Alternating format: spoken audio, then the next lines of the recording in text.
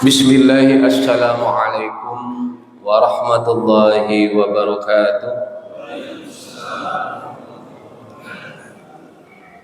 Alhamdulillah, alhamdulillahilladzi ja'ala syahru ramadhana syahrul kiram wa syahrul azim wa syahrul mubarak. Asyhadu an la ilaha illallah wa asyhadu anna Muhammadan abduhu wa rasuluh. Allahumma salli ala sayyidina Muhammadin wa ala alihi wa sahbihi ajma'in, amma ba'd. Qala Allah ta'ala fil Qur'anil Karim, a'udzu billahi minasy syaithanir rajim.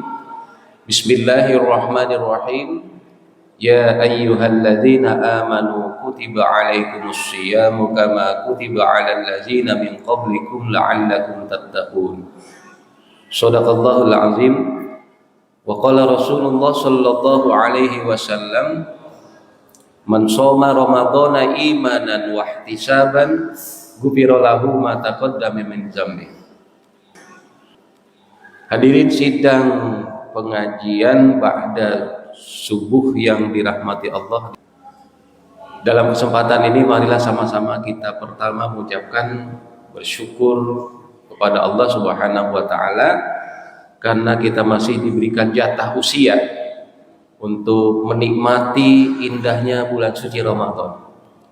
Satu keberuntungan yang sangat besar bagi kita yang masih bisa menapaki bulan suci Ramadan. Karena bulan suci Ramadan adalah bulan yang sangat mulia. Sampai Rasulullah mengatakan, seandainya umatku tahu betapa hebatnya, betapa mulianya, betapa berkahnya bulan suci Ramadan, niscaya umatku meminta setiap bulan itu Ramadan. Hadirin sidang pengajian yang dirahmati Allah, dalam kesempatan ini saya ingin mengupas bagaimana makna spiritualitas dari puasa, spiritualitas Ramadan tentunya. Kenapa? Satu ibadah yang sangat rahasia, yang sangat spiritual, yang sangat batin, itu adalah puasa, ya. Kullu amal ibni Adam illa shaum fa innahu li wa ana adzibihi. Jelas. Setiap amal ibadah yang dilakukan oleh anak Adam itu untuknya. Untuk kebahagiaannya, untuk keselamatannya, mungkin begitu. Illa shaum, kecuali puasa. Fa innahu li wa ana adzibihi, kecuali puasa, karena puasa itu untukku, kata Allah. Jadi untukku wa ana adzibihi. Bahasanya lagi, dan aku yang akan memberikan balasannya. Artinya di sini ibadah puasa itu adalah ibadah vertikal yang langsung dimonitor oleh Allah, yang langsung diawasi oleh Allah. Ya. Klaim-klaim bahwa puasa dia hebat, puasa dia benar, puasa dia istiqomah, itu klaim manusia terhadap seseorang. Tapi apakah kenyataannya seperti itu? Tidak. Illa shaum, kecuali puasa itu untukku, kata Allah, dan aku sendiri yang akan memberikan balasannya. Artinya puasa itu adalah hak prerogatif penilaian Allah, karena Allah sendiri yang memonitor. Tidak bisa seorang suami mengatakan di depan istrinya, saya puasa, tapi ternyata begitu masuk kamar mandi dia minum. Siapa yang bisa tahu? Istrinya bisa ketipu, ya. Begitu juga seorang istri mengatakan pada suaminya, saya berpuasa, tapi begitu ke pasar ternyata dia jajan bakso, nggak tahu gitu. Artinya berpuasa itu adalah hubungannya kepada Allah. Tidak bisa klaim-klaim manusia atau penilaian manusia. Semuanya kualitas puasa itu adalah urusan Allah, ya. Jadi tidak bisa orang menilai puasa dia hebat, puasa dia sempurna, belum tentu. Karena urusan puasa itu adalah urusan Allah, ya. Karena Allah sendiri yang menilai bagaimana sah tidaknya puasa kita, bagaimana berkualitas atau tidaknya berpuasa puasa kita. Jadi Allah yang menilai, bukan manusia, ya. Karena ibadah puasa ini adalah ibadah yang anti pamrih, ya. Ibadah yang sangat spiritual, ibadah yang tidak bisa terrekayasa atau terdeteksi di apapun, ya. Orang tidak berpuasa, pura-pura berpuasa, bibirnya dibasah-basahin, ya. Oh dia puasa, badannya dilemes-lemesin, oh dia puasa, padahal dia tidak berpuasa. Nah itulah makanya kata Allah, fa innahu li wa ana azibihi. Puasa itu adalah urusan Allah dan aku sendiri yang akan membalasnya. Itu luar biasa. Ini berarti ibadah puasa adalah ibadah yang sangat spiritual. Orang kalau melaksanakan sholat, apalagi orang bersyahadat, ya, ketika dia bersyahadat, semua satu kampung bisa tahu, oh dia masuk Islam. Satu RW, satu komplek tahu si A masuk Islam. Ya. Oh dia ternyata sholat apa? Dia ternyata Muslim. Kenapa? Buktinya dia sholat. Sholat dari mulai berangkatnya, dari mulai azannya bisa dipraktekkan atau diperhatikan oleh orang. Oh dia getol sholatnya. Setiap waktu berangkat ke masjid, orang bisa melihat. Orang bisa tahu. Satu kelurahan, satu RW bisa tahu bahwa dia melaksanakan sholat. Ya. Dia berzakat, ada panitianya. Zakat si A dikeluarkan, ya, saya terima zakatnya atau saya berikan zakat saya untuk zakat fitrah atau zakat mal, disaksikan oleh panitia, dicatat, sangat formal, ya, sangat nampak, sangat zahir. Kemudian dia melaksanakan haji. Haji itu ya bukan hanya satu RW satu RT. Sekarang itu internasional bisa tahu, oh si A ajak haji karena ada bukti hari ini dipanggil untuk melakukan setoran. Dengan sistem informasi Siskohatnya itu orang bisa tahu. Satu dunia bisa tahu orang itu berhaji, oh si A dapat panggilan sekarang. Jadi sudah terakses secara informasi publik. Orang bisa tahu tahun ini yang berangkat haji si A, si B, si C, sekian ribu orang, 200.000 orang, ketahuan bisa dicek semuanya namanya. Sangat formal, sangat nyata, sangat jelas. Tapi dari keempat ibadah yang dilakukan dalam Islam itu hanya satu, puasa. Puasa yang nggak bisa dideteksi, iya kan? Jadi nggak bisa tahu orang bahwa dia berpuasa, termasuk di dalam puasa Ramadan. Nah ini artinya ibadah puasa itu adalah ibadah yang sangat spiritual, ibadah yang non pamrih, ibadah yang tidak formalistik. Tahu formalistik? Tidak secara formal. Ya. Maka ibadah puasa itu adalah ibadah yang tidak ya formalistik sama sekali.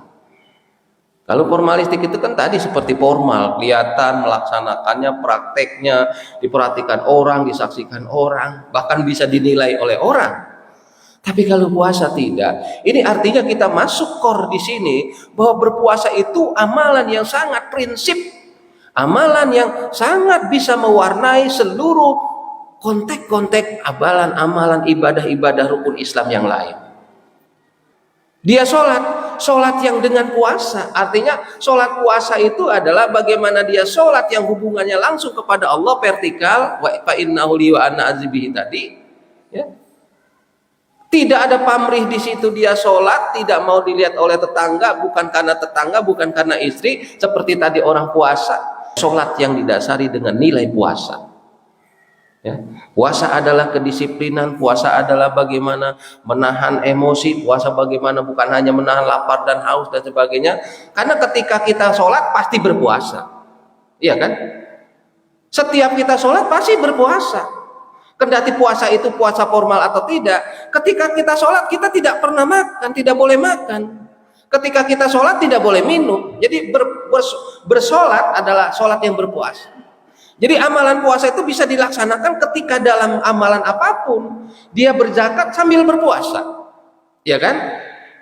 Dia berhaji bisa sambil puasa, ya. Jadi dia sholat, dia berhaji, dia zakat bisa sambil puasa, ya kan? Jadi artinya ketika kita amalan puasa ini bisa menyiratkan spiritualitas ibadah puasa itu bisa mewarnai seluruh amalan-amalan, seluruh ibadah, apalagi seluruh rukun Islam yang kita lakukan. Ya, karena orang sholat pasti nggak boleh makan, tidak boleh makan adalah puasa. Orang sholat tidak boleh minum, tidak boleh minum adalah puasa. Orang sholat tidak boleh ngomongin orang, tidak, hanya bacaan khusus. Ya. Orang sholat tidak boleh punya pikiran-pikiran yang jahat, pikiran-pikiran kotor, tidak boleh, karena berpuasa adalah menahan bukan hanya lapar tapi juga emosi, nafsu dan sebagainya. Jadi spirit puasa itu masuk ke dalam seluruh amalan. Ya, menarik ya. Kita berzakat dengan nilai puasa. Tidak pamrih zakatnya. Nah, jadi memberikan nilai spirit terdalam berpuasa pada seluruh ajaran, seluruh amalan, berlatihlah untuk berpuasa. Karena berpuasa bukan hanya menahan lapar, haus, tapi juga menahan emosi, menahan nafsu, menahan segala yang membatalkan puasa. Maka berpuasa itu bukan hanya makna secara lahir saja, tapi secara batin. Dia berpuasa menahan lapar dan haus, tapi ternyata selalu menggunjing orang. Nggak berpuasa itu. Hakikatnya adalah berpuasa hanya secara fikih. Ya. Batalnya puasa secara fikih adalah makan, minum, keluar air mani, maksud saya melakukan hubungan suami istri, atau mungkin gila, atau keluar akal, hilang akal, itu batal puasa. Itu secara fikih. Ya.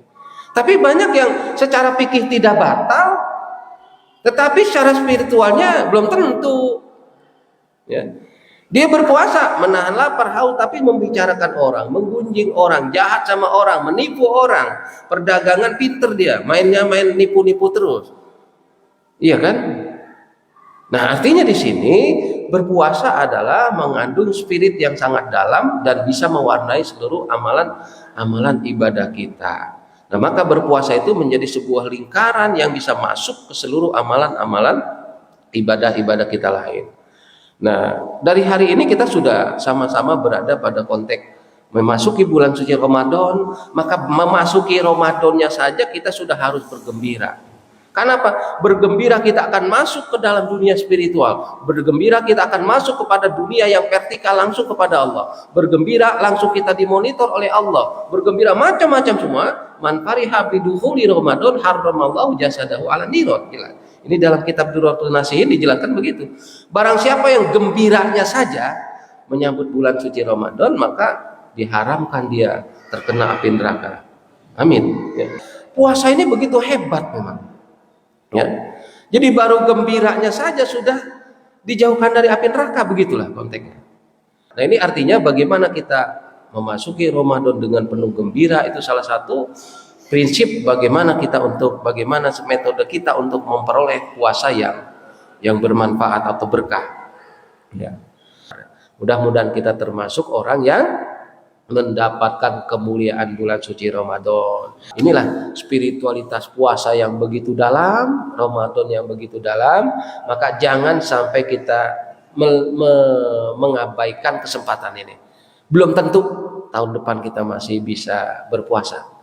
Dan mudah-mudahan kita semua mari sama-sama kita raih keberkahan bulan suci Ramadan dengan penuh ketawaduan, dengan penuh keikhlasan.